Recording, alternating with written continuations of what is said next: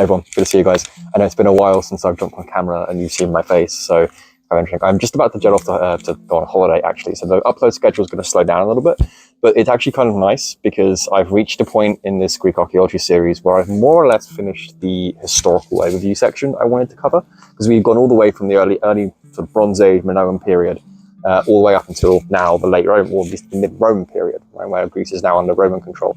I'm not so much going to be covering the specifics of how Greece became the modern Hellenic or modern sort of political organization. I'm more focusing on the old archaeology.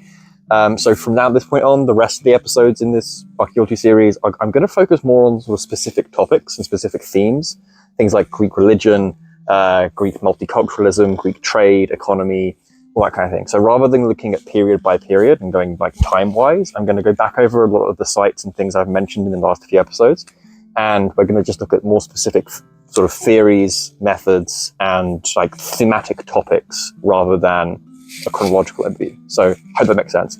I'm sure you guys will still love it. So always fun stuff.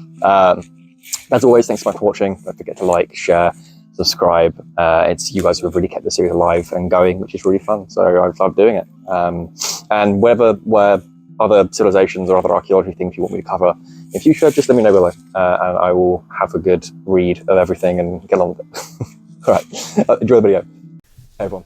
The first major theme to cover now is multiculturality in the Greek world in antiquity, which, much like today, was increasingly ethnically and culturally diverse, with countless communities interacting in the Aegean, cementing its place as a crossroads of the world. Now, if I had made this video 2 or 3 years ago, I would perhaps be talking more about how the Greeks met with and encountered the world. But nowadays, I tend to find it more interesting to think about not how the Greeks expanded and came into contact with other cultures, but how everybody else was impacted by the Greek culture, and then the internal transformations inside of Aegean society that was brought about by such cultural diversity. I've touched on this in the past, and I don't necessarily think we can talk about Hellenistic culture as being homogeneous. We see far too many local variants of the Greek city-states coming into contact with indigenous cultures. We must remember, of course, that the Aegean is a melting pot of 3 continents: Asia, Africa, and Europe. Naturally, there were different routes that exerted major influence on the Aegean, whether it be the Silk Road that was connecting it to the east, access to the mouth of the Nile connecting it to Africa, and the Adriatic Sea connecting it to wider Europe. All of this considered, Greece really was at the centre of some major cultural, intellectual, and environmental pathways that paved the way for some truly radical forms of exchange and cultural connection. Throughout most of Greek history, this theme of the Aegean as being a connector or a meeting spot between great cultural exchange is well attested. More than just the Greek mainland, however, we have to also remember that the Greek world, in actuality, stretched from what is essentially the southeastern coast of Iberia with the Strait of Gibraltar, all the way to Tanais at the Don River Delta in the regions beyond the Black Sea. This is a huge expanse, and it meant that nothing was ever completely uniform, and any kind of cultural ethnic identity was extremely diverse. What constituted and made something Greek in identity in any given period was a mixture of both indigenous developments and non-Aegean influences.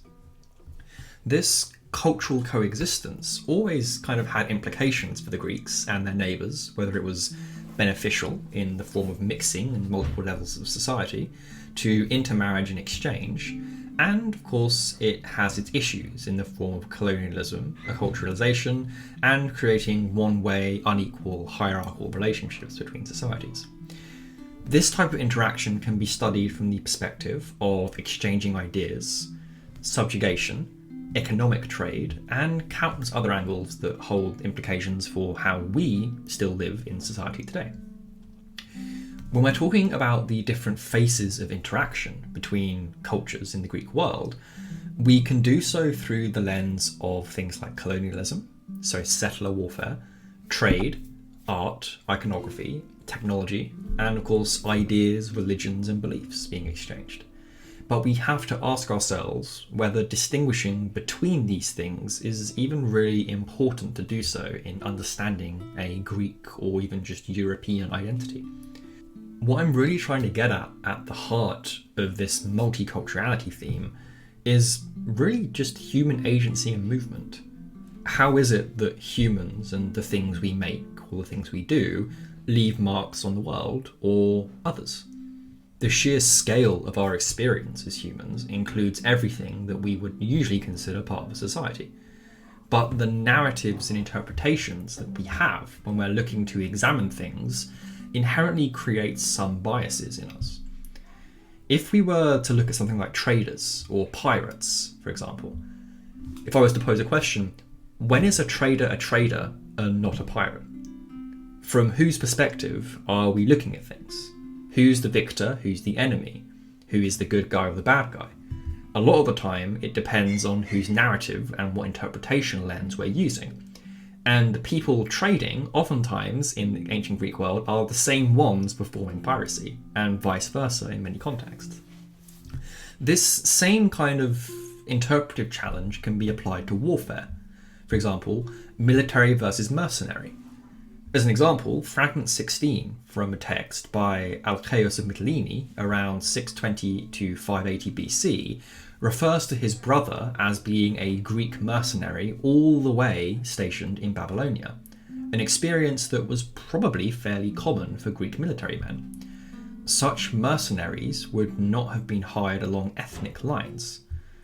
While this was somewhat typical of Greek men, we also have to contend with the wholesale movement by force, sometimes, of other people within a culture, accounting for things like refugees and migrants and the consequences of displacement. As mercenaries, looting would have been a fairly common side effect of Greek colonization, signalling the movement of both artifacts and people, occasionally in the forms of slavery. Oftentimes, movement in the Greek world could also have been down to simply ideas about adventure and competition. The Ionian cities in Asia Minor, for example, appear mythically and drive settlers to establish names for themselves. In other words, ways in which the Greeks can engage with other cultures and become multicultural themselves was not just through trade and warfare, but also through things like gift exchange, intermarriage, political alliances, and sometimes just personal ingenuity and a desire to explore and catalogue the world. To really understand the diversity of this, I want to take us back a little bit and focus on that favourite period of mine, the Late Bronze Age. And I think this is a really great place to start when we're examining and thinking about multiculturality in the Mediterranean world, because it's just so vast and complicated in terms of its trade networks. From around 1250 BC, the Late Bronze Age really gives us our first recognisable map of an ancient political geography, with different reigns of different empires defining themselves territorially. The Aegean in this period is really not entirely clear to us, as I mentioned in that episode. It's likely mentioned in Hittite texts under the name Achiawa, which is probably the Luwian rendering of what Homer calls the Greeks, the Achaeans. The Armana letters, however, between Akhenaten and Canaanite city-states in the Levant, make scarce mention of the Aegean. It's almost just like a weird side project in the corner that wasn't very important. What the Hittites refer to as Achiawa was probably also not a unified political entity. If we cast our minds back to the Late Bronze Age collapse, Greece in this period in time was likely comprised of localized, small, fairly independent states that were centered around palatial settlements like Mycenae or Knossos. Based on pottery analysis in the Eastern Mediterranean, the Mycenaeans were clearly exporting a huge variety of different types of ceramics to different parts of the world. In Egypt, we see a lot of these flask-type potteries like this. Juglets like this seem to have been a bit more popular in Cyprus, and stirrup style appears to have been more popular in the Levant. So what we're looking at here is a very mercantile way of trading. It signals potentially even an export industry among the Mycenaeans. They are exporting different variations of pottery to different markets based on local tastes and needs and really basic business, just supply and demand, but they're doing it regionally. Naturally, don't think so much about the pottery itself, though, but what might have been contained inside of it. Flask-type pottery, for example, may have been more ergonomical and practical for transporting a certain kind of product, like olive or wine, whereas stirrup styles could have been used for another product. So, rather than looking at a diversity of pottery types, are we perhaps instead looking at a diversity of products being sold here, with certain regions specializing or even desiring and having demand for other kinds of products, depending on where we're looking? Now, there's a huge layer of interpretation here too, right? Because not only are the Mycenaeans sending products back and forth based on regional variety and demand, but the reason for doing so can be everything from elite gift exchange to building diplomatic relations to intermarriage, which we know is going on from other textual sources in the Eastern Mediterranean. So sometimes we aren't even thinking in terms of trade or business or e-commerce. But in trying to build relations and connections with foreign powers that will feed back and benefit the original rulers. In general, the Late Bronze Age is extremely market-oriented, and it's pretty economically savvy for the Greeks. If anything, the Greeks are extremely good businessmen.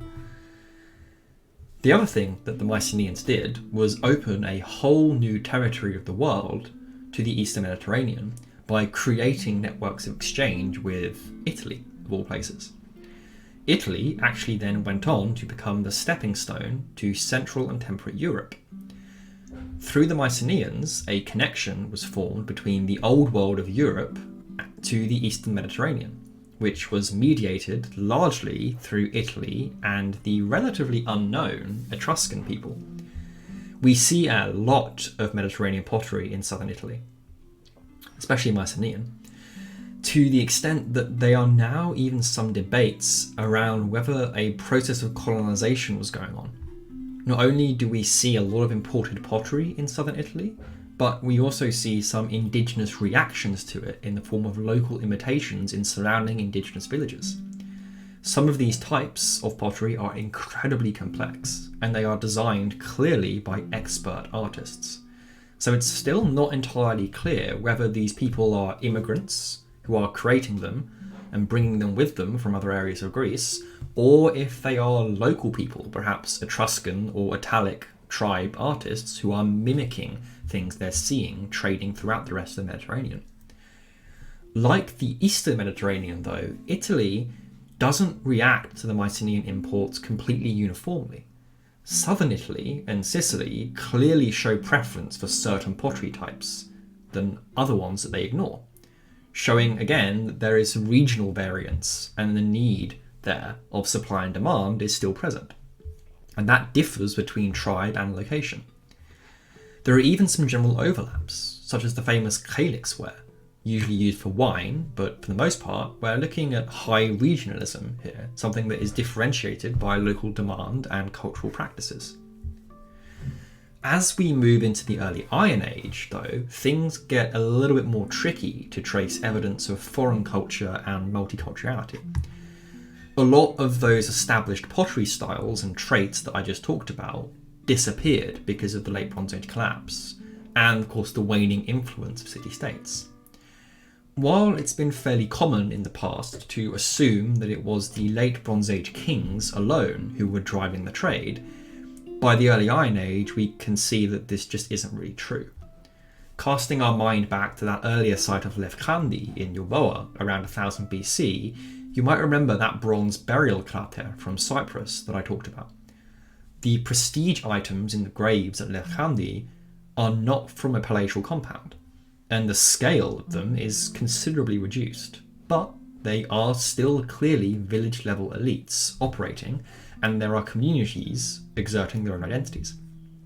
That cremation crater that was already 150 years old before it was buried, so likely it was passed down or circulated by a local family. In the cemeteries around the Hedon, We also find a large amount of Egyptian imported faience necklaces that depict Isis and Horus. So we know these international connections were still being maintained, at least at the high elite level, even in the Iron Age, despite the rest of it being a bit more modest. So it kind of puts this whole Greek Dark Ages myth to rest. Interestingly, a 2017 study by Sarah Murray on the collapse of the Mycenaean economy that uses low chronology, those imported materials never really disappeared. In reality, the number of imports each year is variable, but it never stops completely. At the end of the Late Bronze Age, for example, we have an average of around 2 imported items a year coming into the mainland, which naturally decreases a little in the early Iron Age, but picks up again in the early Geometric period, where we find an average of 3.4 imported items a year coming in. Another really interesting example comes from studies of textiles. Textiles are a really great source of understanding how people learn and exchange, whether it's in the form of patterns or motifs or just weaving styles. In each culture, people design and weave textiles in different ways, which constitutes local traditions and ways of working. And of course, patterns can display ideas and myths and all this kind of thing. Some really interesting work by Gleba in 2017 studied textile patterns and styles in an effort to understand regional variations in Italy and Greece and trace where generation changes in style may have come from. When examined under a microscope, we can see how certain threads were weaved together, which could potentially indicate different traditions at play, which naturally relates to different cultures, and that could give us an insight of how textiles and ideas and even ethnic cultures are interacting during this period. And that's something for future research, which I'm really excited for. So as always, don't forget to like, share and subscribe, and I'll see you next week. Thank you so much for watching.